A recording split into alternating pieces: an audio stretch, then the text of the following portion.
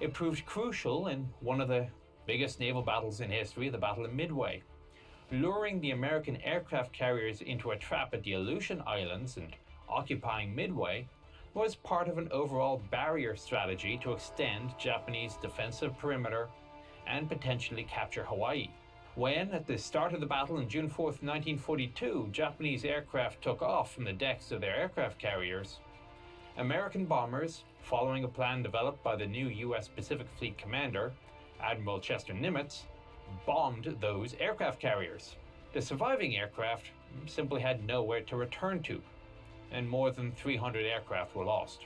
The best trained and most experienced pilots and maintenance crewmen were killed as a result. Battleship Yamato, the flagship of the combined fleet, made only a formal appearance. She didn't engage the enemy as she was 300 miles behind the Japanese aircraft carriers. Earlier, on May 7-8, another major naval battle took place in the Coral Sea. The goal of the advancing Japanese force was Port Moresby in New Guinea, which was intended to be the springboard for landings in Australia. On paper, the Japanese Navy were victorious, but their forces were so depleted that they had to abandon the attack. It was more of a Pyrrhic victory. To enable further attacks and also the bombing of Australia, the Japanese needed to control the island of Guadalcanal in the Solomon Islands. Fighting for the island went on from May 1942 to February 1943 at the cost of enormous losses to both sides, but in the end, the Allies secured their victory. A possible turning point in the war was the death of Admiral Yamamoto. On April 18, 1943, the Americans conducted a deliberate operation to shoot down the aircraft transporting him. With all of this exhausting attrition, Japan's capacity to replace its losses in materiel and men rapidly became insufficient to cope with the mounting casualties, whilst the United States' massive industrial and training capabilities made losses far easier to replace. By mid-1943, they would launch an aircraft carrier every month, and their aircraft production rate was 3 times that of Japan. Everything for the offensive was in place. The Americans began their offensive in Central Pacific at the end of 1943. On 20th of November, they landed at Macon and Tarawa. The Tarawa garrison was overwhelmed after 3 days of fierce battle. The next target for the Americans was the Japanese main stronghold on the Marshall Islands. Powerful carrier-based air raids destroyed the Japanese aircraft in the area, but they did little to help the landing force. After a series of massive air raids and bombardment from battleships, the Americans captured the Kwajalein stronghold. Again, the Japanese held their own, but the atoll was captured by February the 5th. The Japanese combined fleet did not respond to the threat as the American Navy had become immensely stronger.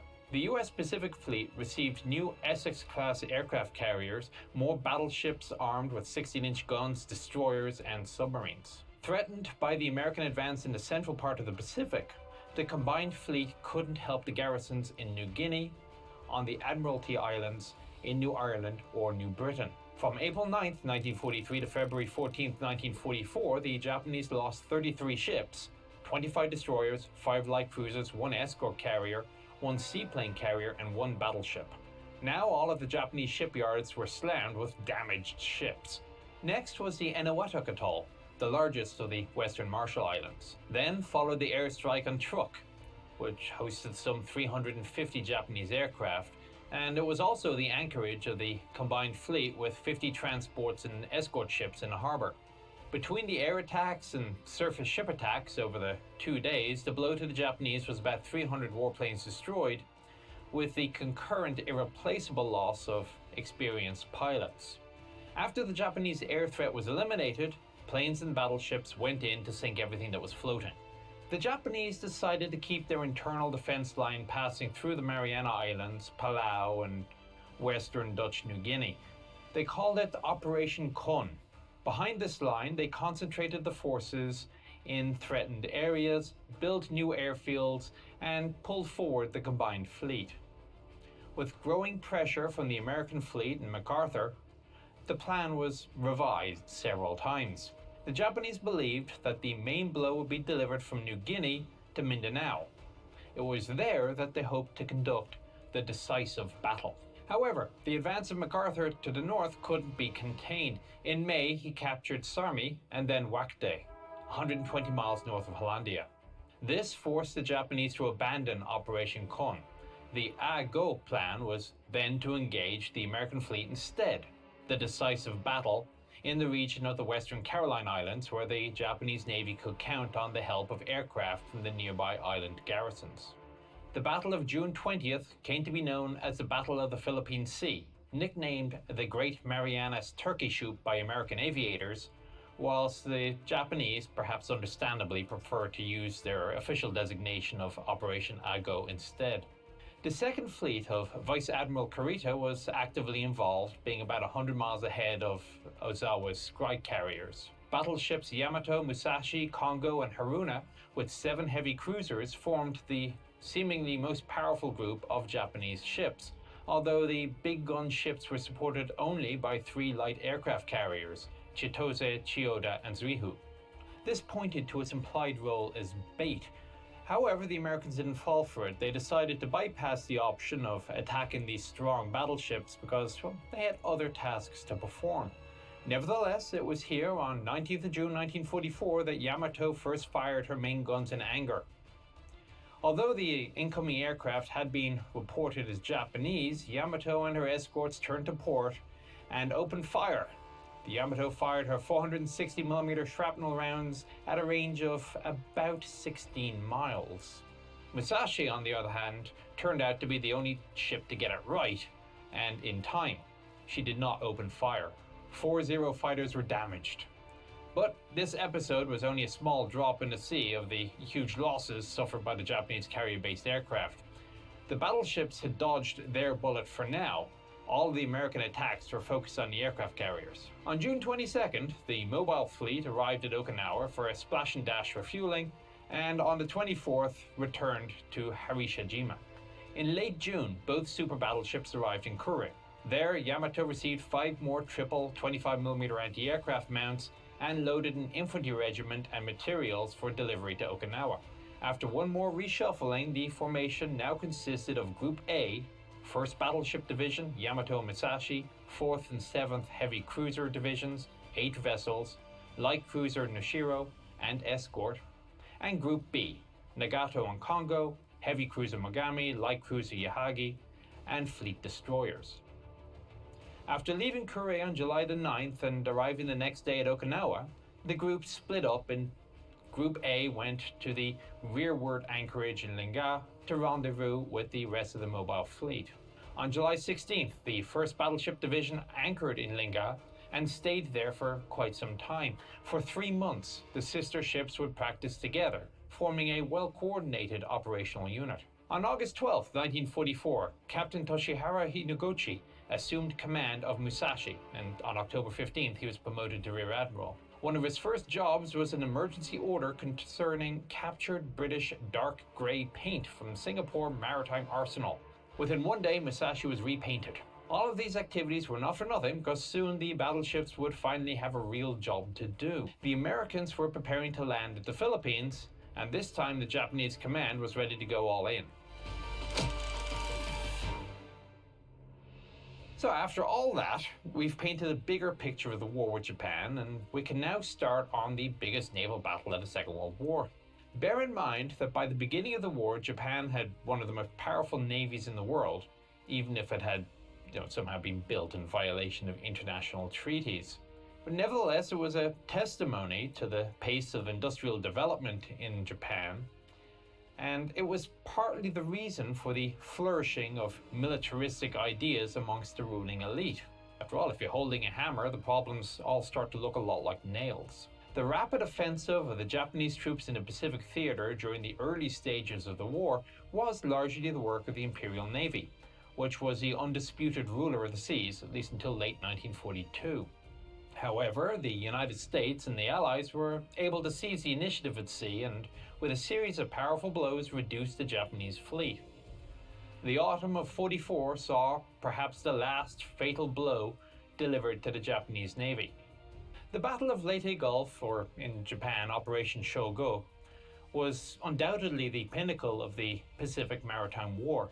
Combined Fleet Command used basically everything it had. The stakes were too high. If the Americans captured the Philippines, this would undermine the entire Japanese defensive line, with most islands and army forces deep behind enemy lines, where they would be left to either wither away or suffer defeat in detail. The Americans, amongst other things, wanted to make good on MacArthur's promise of returning to the Philippines anyway. The inglorious surrender of the American asset, blocked by the Japanese Navy in 1942, simply demanded a symmetrical response. Landing on the Philippines was a must, and it would also require a major effort from the fleet. Operation Shogo was an extremely elegant and thought-out plan. The Japanese fleet was divided into three large groups. Vice Admiral Jisaburo Ozawa's ships, known as the Northern Force, was to lure the main American covering forces away from Leyte. The Northern Force would be built around several aircraft carriers, but these would have very few aircraft or trained aircrew. The carriers would serve as the main bait, carrying only about 100 aircraft. As the US covering forces were lured away, two other surface forces would advance on Leyte from the west. The Southern Force, under Vice Admiral Shoji Nishimura and Kiyohide Shima, would strike the landing area via the Surigao Strait. The Center Force, under Vice Admiral Takeo Kurita, by far the most powerful of the attacking forces, would pass through the San Bernardino Strait into the Philippine Sea, turn southwards, and then also attack the landing area. Had the carrier bait plan failed, and if the Americans had rushed south at Nishimura, the assault would have been executed by Kurita and Ozawa, or in the worst case scenario, by only one group. Therefore, the composition of each task force included battleships, Fuso and Yamashiro with Nishimura, and the converted aircraft carrying battleships Issei and Hyuga with Ozawa. However, the main effort was still to be Kurita's first raiding force with 5 battleships, 10 heavy and 2 light cruisers, as well as 15 destroyers. By the time the Japanese fleet had arrived in Philippine waters, the 6th Carrier Fleet Commander Vice Admiral Shigeru Fukudome had lost pretty much the majority of his aircraft and was unable to provide the required air cover, although the Imperial Supreme Command was counting on him when plotting the defense against the enemy's landing. After the landing on Leyte Island, with no opposition from the Japanese fleet, Admiral Halsey detached 2 of his carrier groups to the fleet base at Ulithi to provision and rearm. The groups were supposed to do this in sequence, with McCain's group being the first to go up. This was when Halsey received a contact report from the American submarine Darter, which had detected a Japanese formation on radar, and then his captain had confirmed visually the approach of Vice Admiral Kurita with offensive intentions. When Darter's contact report came in, Halsey recalled Davison's group, but allowed Vice Admiral John S. McCain, with the strongest of TF-38's carrier groups, to continue towards Ulithi, rendezvous with oilers, refuel, and get closer to the Philippines. On 24th of October at 5:24, Darter, traveling with her sister USS Dace, made the first and a surprisingly successful attack. Kurita's force was traveling in a closed formation covered on the sides by destroyers, but without a notable screen up front. The second group was following in a similar formation some 6,500 yards behind. Darter fired a salvo of 6 torpedoes, at least 4 of which hit Kurita's flagship, the heavy cruiser Otago. 10 minutes later, she scored 2 hits on Otago's sister ship, Takao, with another spread of torpedoes, starting fires and flooding her boiler rooms. Takao turned back to Brunei, escorted by 2 destroyers, including Nagamani. At 05:56, Dace scored 4 torpedo hits on heavy cruiser Maya, which was a sister to Otago and Takao. Otago and Maya quickly sank. Indeed, Otago sank so rapidly that Kurita was forced to swim to survive, which is all a little bit undignified. He was rescued by the Japanese destroyer Kishinami, along with 529 of his men, and then later transferred to Yamato. Kurita had just recovered from dengue fever, and his dipping did not do him any good at all. Otago took 360 sailors with her to the bottom, and Maya's death toll was about 336. The destroyer Akashimo managed to rescue 769 personnel. Admiral Kurita, now aboard Yamato, set the same course again and entered Sibian Sea at 0630. Nishimura and Shima's forces had been detected. The next phase of the battle was to break out of the Sibian Sea, but Kurita hoped that Fukudome's pilots would clear the sky. Kurita even catapulted his deck aircraft to aid him. but it was a bit of a pipe dream since Fukudome had lost at least 200 aircraft in the Philippines. Meanwhile, Vice Admiral Takejiro Onishi directed 3 waves of aircraft from his first air fleet based on Luzon against Rear Admiral Frederick Sherman's carriers. Each of the strike waves consisted of some 50 to 60 aircraft. Most of the attacking Japanese aircraft were intercepted and shot down or driven off by the Hellcats of Sherman's combat air patrols. However, one Japanese aircraft slipped through the defenses and hit the light carrier Princeton with a 250-kilogram armor-piercing bomb.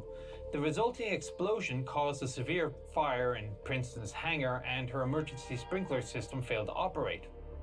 As the fire spread rapidly, there was an enormous explosion in the carrier's bomb stowage aft, causing more casualties aboard Princeton and even heavier casualties aboard the light cruiser Birmingham, which had come alongside to assist with the firefighting. Birmingham was so badly damaged that she was forced to retire. Another light cruiser and 2 destroyers were also damaged. All efforts to save Princeton failed, and after the remaining crew were evacuated, she was finally scuttled, torpedoed by the light cruiser Reno. Of Princeton's crew, 108 men were killed, whilst 1,361 survivors were rescued by nearby ships. USS Princeton became the largest American ship lost during the battles around Leyte Gulf.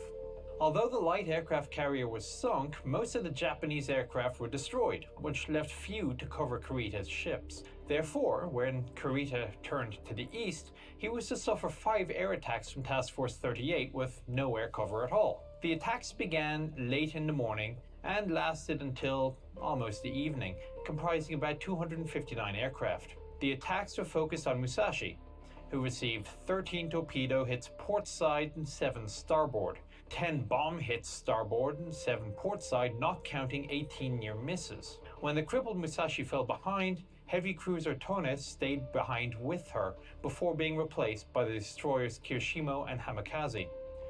No single ship could withstand such a pasting, and no matter how large, at 1835 Musashi capsized and sank.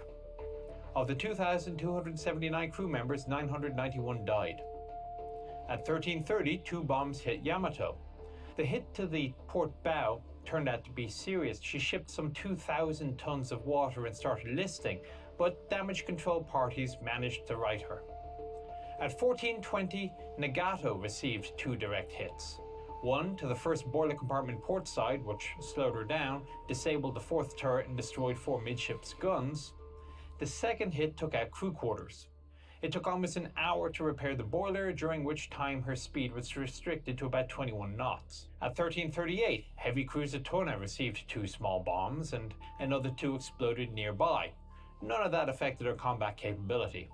At 1315, the destroyer Kirishimo received a direct hit and 5 bombs exploded nearby, damaging cables and destroying anti-aircraft machine guns in the middle of the ship. Her speed also dropped to some 21 knots. A fatal bomb exploded destroyer Fujinami's starboard bow, sending her to the bottom on October the 27th. Several near misses destroyed Urikaze's radio station, knocked out a number of rivets, and reduced her pace to 28 knots. Kurita couldn't have known that the 5th attack was going to be the last, and Halsey recalled the aircraft to take on Ozawa's ships. Therefore, it's not surprising that Kurita requested permission for a temporary withdrawal until fighters arrived to help. He also requested that his seaplanes be returned to their ships, but Fukudome was unable or unwilling to fulfill his requests. On his own initiative, Kurita turned back and went west from about 1500 to 1614, completely disrupting the schedule and being late for a rendezvous with Force C.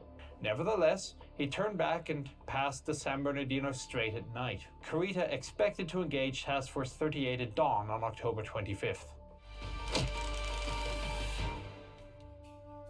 Kurita's center force emerged unopposed from the San Bernardino Strait on 25th of October and steamed southward along the coast of the island of Samar. In its path stood only the 7th Fleet's 3 escort carrier groups, with a total of 16 small, slow and unarmored escort carriers protected by a screen of lightly armed and unarmored destroyers and smaller destroyer escorts. This began what has become known as the last stand of the Tin Can Sailors. Kurita's force caught Rear Admiral Clifton Sprague's units by surprise. Sprague directed his carriers to launch every ready aircraft and drop whatever they had, to include depth charges or anti-personnel bombs, and then make for the cover of a rain squall to the east. He ordered the destroyers and destroyer escorts to make a smokescreen to conceal the retreating carriers. Their own daring fight against overwhelming odds from which survival couldn't be expected damaged the heavy cruiser Kumano and forced her out of the line. The escort carriers and destroyers returned the Japanese fire with all the firepower that they had, 5-inch guns, and even scored some hits. As the desperate surface action was coming to an end, Vice Admiral Takejiro Onishi put his special attack units into operation from bases on Luzon Island, launching kamikaze attacks and hitting the escort carrier Saint-Lô with a single kamikaze aircraft. She sank after a series of internal explosions. The ferocity of the defense seemingly confirmed the Japanese assumption that they were engaging major fleet units rather than merely escort carriers and destroyers. The confusion was compounded by air and torpedo attacks, and Kurita failed to pick off the almost defenseless carriers. He then abruptly broke off the fight and gave the order to all ships to follow and regroup.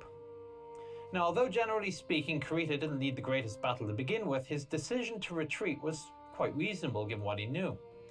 He had sunk an escort carrier, 2 destroyers, and a destroyer escort, but since leaving Brunei, his force had lost 1 battleship, 5 heavy cruisers with another 2 heavy cruisers crippled. Almost all of the ships of the Northern Force were damaged in one way or another. The results of the battle left no doubt that even the most powerful combination of gun-armed ships now stood no chance without air cover, even when only facing jeep carriers covered by merely destroyers and destroyer escorts and torpedo boats, if they had enough aircraft and determined pilots and destroyermen. And, as long as you're pointing fingers at people, that really wouldn't be the fault of the commanders who led their fleet on this hopeless mission in the first place, but more of Admiral Toyoda and the Imperial Supreme Headquarters for their rather misplaced confidence that one could win such a battle against the American fleet with their overwhelming advantage in ships and aircraft. Of course, the Taffy 3 escorts were hell-bent on protecting their carriers, but the planes of only 3 carrier-based groups forced Kurita to break the line and start to focus mainly on defending against air attacks. Vice Admiral Jisaburo Ozawa knew his task of luring TF-38 from Kurita. His northern force was built around 4 aircraft carriers, which included 2 World War I battleships that had been partially converted into seaplane carriers, Hyuga and Ise, but neither ship carried any aircraft in this battle. Also 3 light cruisers and 8 destroyers. Ozawa's carrier group was a decoy force, divested of all but 108 aircraft, and he was well aware of his sacrificial mission. When the message arrived on October 24th that Kurita was moving away, Ozawa also started moving north. However, at about 8 p.m., Toyota gave the order to turn south and attack with faith in divine providence. Although Ozawa didn't hear from Kurita during the night of October 24th, he proceeded as ordered. But now he knew that Halsey was heading north, and he had a fairly good idea as to what Halsey could do to his aircraft-deficient force. Around dawn on October 25th, Ozawa launched 75 aircraft, the bulk of his remaining few aircraft, to the airfields of the Philippines, Clark and Tuguegarao, leaving only 13 fighters for himself, since he figured there was no hope in repelling the expected raid of TF-38's aircraft. Having spotted the incoming aircraft at 7:07, Zuikaku and Chitose sent 11 fighters into the air. Ozawa had divided his mobile force into 2 groups.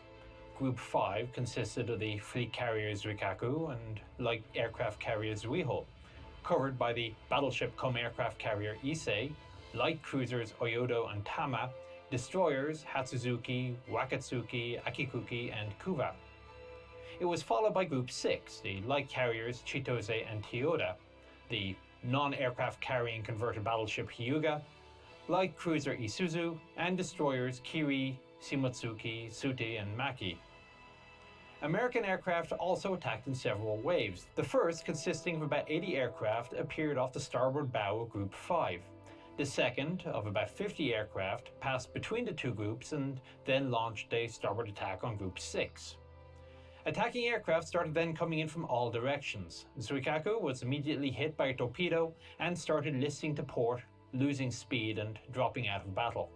Her radio also failed. 2 bombs exploded by Issei's side, and Oedo received 1 direct hit and 2 near misses, which granted caused little damage.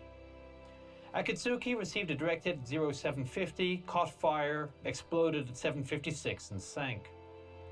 In Group 6, Chitose was damaged. She was listing heavily to port and lost her speed. The first attack lasted from 0720 to 0759. 170 aircraft made up the second wave, sinking the carrier Chitose. Ozawa's force retreated north, pursued by the American fleet. The third attack began at 12:05. Zuikaku, the last carrier which had participated in the attack on Pearl Harbor, was now the main target. She was attacked by about 100 bombers and torpedo aircraft. In addition to, obviously, firing all her guns, she also tried using rocket launchers. The rockets through metal cables that the Japanese hoped would entangle the propellers and wings of attacking aircraft, which seems a little bit late in the attack profile, but anyway. She was also hit with 8 torpedoes and 4 bombs, and also suffered several near misses, which caused a major fire and rendered her immobile. Zuikaku sank at 13:14. 3 cruisers survived the battle. Admiral Ozawa returned on Oyodo, as did 7 destroyers. In this battle, the Japanese lost their last remaining aircraft carriers, but Ozawa had succeeded in his mission, and he had given Kurita's force the opportunity to attack Kinkaid and retreat safely. Admiral Halsey's force, and again he was on New Jersey, he hurried south to intercept Kurita's squadron, but Halsey arrived in San Bernardino Strait 2 hours after Kurita's ships had passed through. Off the coast of Samar, American ships found the destroyer Novaki and sank it after a 45-minute bombardment. At about 23:10, the American submarine Jalao torpedoed and sank the light cruiser Tama of Ozawa's force, and this marked the conclusion for the Battle of Leyte Gulf. The Imperial Japanese Navy's losses and casualties were as follows: 4 aircraft carriers, Zuikaku, Zuiho, Chitose, and Chiyoda, 3 battleships, Musashi, Yamashiro, Fuso, 8 cruisers, including Atago, Mayo, Chokai, Chikuma, Suzuya, and Mogami, and 12 destroyers, including Yamagumo, Mitasio, Wakaba, Azaguma, Novaki, Fujinami, Akatsuki, and Hatazuki. Several other destroyers were lost in the following days on the way back to port. Total casualties are estimated at about 10,000 personnel, whilst the American losses were significantly lighter. 1 light carrier, 2 escort carriers, 3 destroyers, and an escort vessel, about 3,500 personnel.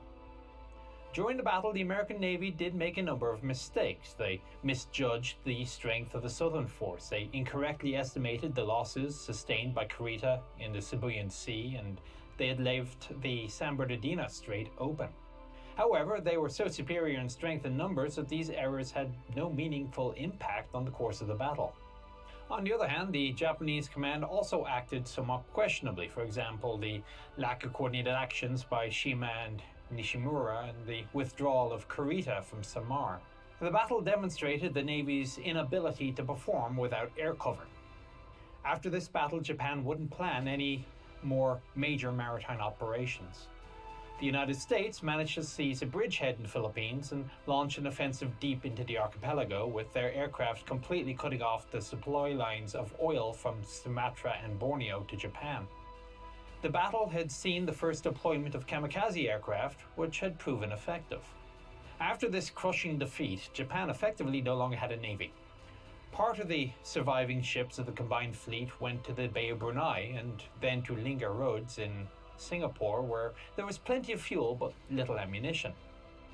The rest returned home, where there was enough ammunition but no fuel. So that was all but the last page of the story of Japanese maritime operations, except for the grim list of ships sunk by submarines and aircraft. 3 more battles remained: Mindoro, Penang, and Yamato's suicide mission.